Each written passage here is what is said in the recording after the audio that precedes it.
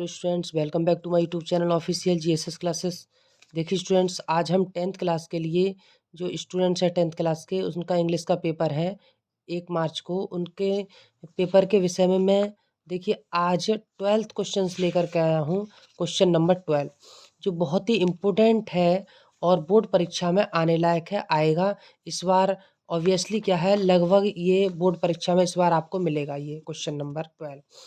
देखो question number 12 में क्या है, right the central idea of any one of the following poems. तो देखिए 4 नंबर का आता है बोर्ड परीक्षा में। क्वेश्चन नंबर 12 जो है हमारा वो 4 नंबर का आता है। क्या पूछ रहा है, राइट मिस लिखिए the central idea. Central idea को हम हिंदी में केंद्रीय भाव कहते हैं। केंद्रीय भाव लिखिए ऑफ एनी, ऑफ मिस का, एनी मिस कोई, वन मिस एक, ऑफ द फॉलोइंग निम्नलिखित पोइम्स का मतलब होता है कविता। ये जो कविताएं दे रखी हैं नीचे, उन कविताओं का, उनमें से किसी एक का, ये लिख रहा है वन, तो किसी एक कविता का आपको सेंट्रल आइडिया लिखना है। तो देखो 2 पोइम दे रखी हैं, डस्ट ऑफ स्नो और दूसरी है आपकी एनिमल्स। इन दोनों पोइम में से किसी एक का भी सेंट्रल आइडिया जो आपको याद हो वो बोर्ड परीक्षा में आपको लिख देना है। अगर क्वेश्चन ये आप पर नहीं आता है तो देखो और करके लिखा है, और या करना आपको एक ही है, या फिर अगर ये नहीं आता है सेंट्रल आइडिया लिखना तो और करके दिया है या ये करिए, राइट 4 लाइन्स। राइट मिस लिखिए 4 मिस 4 लाइन्स मिस कविताएं, फ्रॉम मिस से 1 मिस एक, ऑफ द पोएम्स है, ऑफ द पोएम्स मीन्स कविता की, given in your text book, जो आपकी टेक्स्ट बुक में दी गई हैं उन लाइनों को, 4 लाइनों को अपनी उत्तर पुस्तिका में लिखिए। ब्रैकेट में और कुछ भी लिख रहा है, do not copy out the lines given in this question paper. इस क्वेश्चन पेपर में जो लाइनें दी गई हैं उनकी कॉपी आपको नहीं करनी है। तो आपको या तो 4 लाइनों की पोएम लिखनी है या आपको सेंट्रल आइडिया लिखना है। तो देखिए, अगर आपको लगता है कि सेंट्रल आइडिया हमारा थोड़ा सा हमें याद नहीं है, कठिन है, तो आप पोएम भी लिख सकते हो। मैं यहाँ पर पहले सेंट्रल आइडिया लिख रहा हूँ, ठीक है, द डस्ट ऑफ स्नो का। तो देखिए टॉपिक हमने डाल दिया डस्ट ऑफ स्नो। ये इस तरीके से आप dust of snow, dust of snow का आप क्या लिखेंगे, सेंट्रल आइडिया लिखेंगे। तो यहाँ पे हेडिंग डालेंगे सेंट्रल आइडिया, सेंट्रल आइडिया। देखिए लिखते हैं central idea, the poem expresses, the poem, the poem expresses, the poem miss Kavita, POEM है ये। तो the poem Kavita, expresses miss व्यक्त करती है क्या, द सिग्निफिकेंस, द सिग्निफिकेंस है। तो यहाँ पे आप ये सिग्निफिकेंस लिख देंगे, significance of small thing, of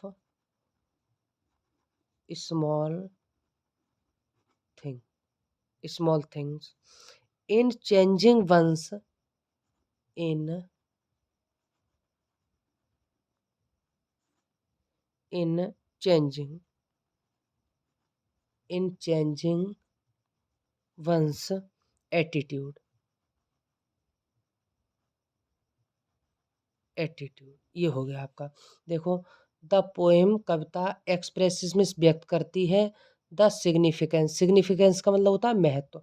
कविता महत्व व्यक्त करती है ऑफ स्मॉल थिंग्स, छोटी छोटी वस्तुओं का, इनमें में चेंजिंग में बदलती रहती हैं, वंस एटीट्यूड, किसी एक व्यक्ति के जीवन में बहुत सी छोटी छोटी घटनाएं व्यक्त होती रहती हैं, आती रहती हैं। तो द पोएट एप्रिशिएट्स, कवि ने बताया है, वर्णन किया है, द पोएट एप्रिशिएट, टिप्पणी की है या टिप्पणी कह लो, एप्रिशिएट्स, ठीक है।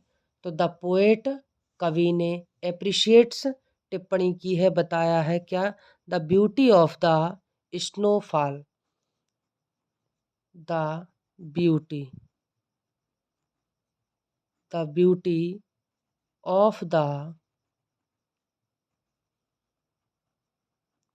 स्नोफॉल्स है। द पोएट, कवि ने एप्रिशिएट व्यक्त किया है, वर्णन किया है, द ब्यूटी में सुंदरता, ऑफ मिस की, द स्नोफॉल का मतलब होता है गिरती हुई बर्फ, स्नो कहते हैं बर्फ के लिए, फॉल का मतलब होता है गिरना। बर्फ जो गिर रही है ऊपर से उसकी सुंदरता को वर्णन उन्होंने किया है। Which changed, which changed,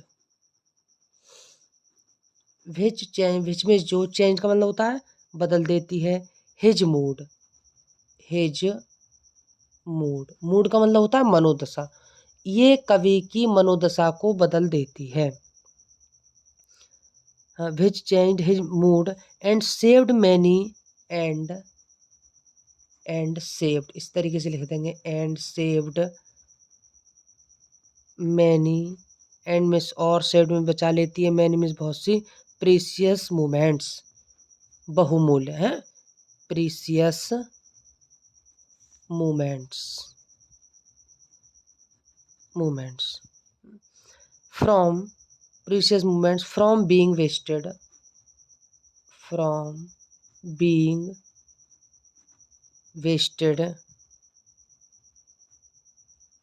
wasted away.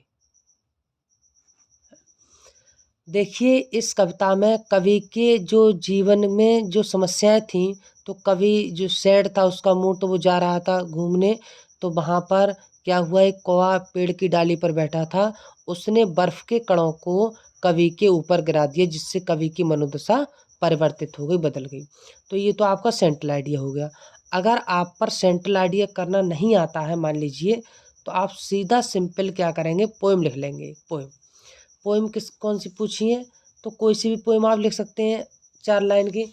तो इसी पार्ट की आप पोएम लिख सकते हैं इस तरीके से, द वे एक क्रो, द वे एक crow shock down on me, आपने अपनी किताब की पोएम लिख दी यहाँ पे, shock down on me, shock down on me, the dust of snow, the dust of snow, the dust of snow from a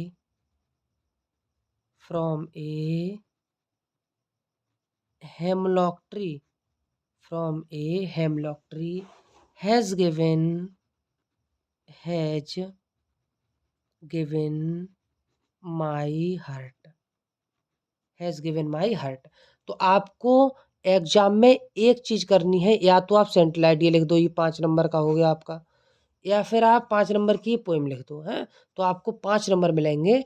अगर आपसे सेंट्रल आइडिया थोड़ा सा हार्ड है, कठिन है, तो आप एक पोएम याद कर लो 8 लाइन की, 4 लाइन अगर उसमें एग्जाम में आती हैं तो 4 लाइन जो नीचे की बच जाती हैं वो आप लिख देंगे। तो ये कंप्लीट हो गया 5 नंबर का क्वेश्चन।